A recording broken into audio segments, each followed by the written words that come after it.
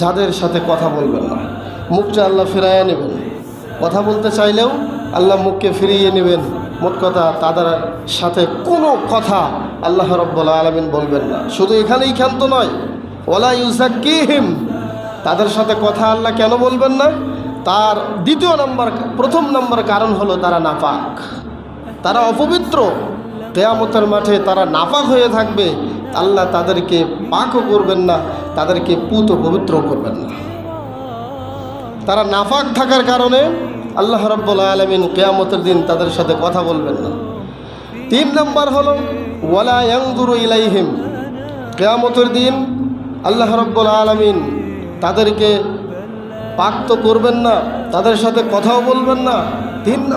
3 নম্বরের শাস্তি হলো তাদের দিকে একবার তাকাবেনও না, কথাও বলবেন না, পবিত্রও করবেন না, তাদের দিকে দৃষ্টিও দিবেন না। 4 নম্বর শাস্তি হলো ওয়ালাহুম আযাবুন আলিম, তাদের জন্য রয়েছে বেদনাদায়ক শাস্তি। চূড়ান্ত শাস্তি আল্লাহ রাব্বুল আলামিন তাদের জন্য ব্যবস্থা করেছেন। বলেন নাউযুবিল্লাহ। চিন্তা করুন একটি বিষয়, জাহান্নামে যারা থাকবে তারাও কিন্তু জাহান্নামের সাথে এবং স্বয়ং আল্লাহ জাহান্নামের সাথেও কথা বলবেন। যে জাহান্নাম আল্লাহ রাব্বুল আলামিনের রাগের পাত্র, রাগের বহিঃপ্রকাশ, তার সাথে পর্যন্ত কিয়ামতের দিন আল্লাহ কথা বলবেন। আল্লাহ রাব্বুল আলামিন বলবেন, হালিম তালাতি, হে জাহান্নাম তুমি কি তৃপ্তি হয়েছ, তুমি কি পরিতৃপ্তি হয়েছ? জাহান্নাম বলবে, হালমিম মাজিদ, আল্লাহ তোমার সৃষ্টির আরও কিছু আছে, যদি দেন সেগুলোকে আমি খাইতে রাজি আছি, আরও কত আছে দেন, আমি খাবো।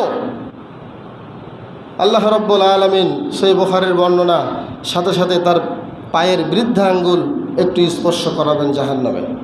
যেই স্পর্শ করাবেন সাথে সাথে জাহান্নাম বলে উঠবে, কত কত, যথেষ্ট হয়েছে, যথেষ্ট হয়েছে আল্লাহ, আমি আর চাই না। সুবহানাল্লাহ বললেন না? তাহলে জাহান্নামের সাথে আল্লাহ কথা বলবেন। জাহান্নামে যারা যাবে তাদের সাথেও আল্লাহ কথা বলবেন। কিন্তু কেমন শ্রেণীর লোক? 3 শ্রেণীর ব্যক্তি, যাদের সাথে আল্লাহ কথাও বলবেন না, যাদের দিকে তাকাবেনও না, যাদেরকে পবিত্র করবেন না, এবং তাদেরকে যন্ত্রণাদায়ক শাস্তি দিবেন, যেই শাস্তি শুধু যন্ত্রণার যন্ত্রণা।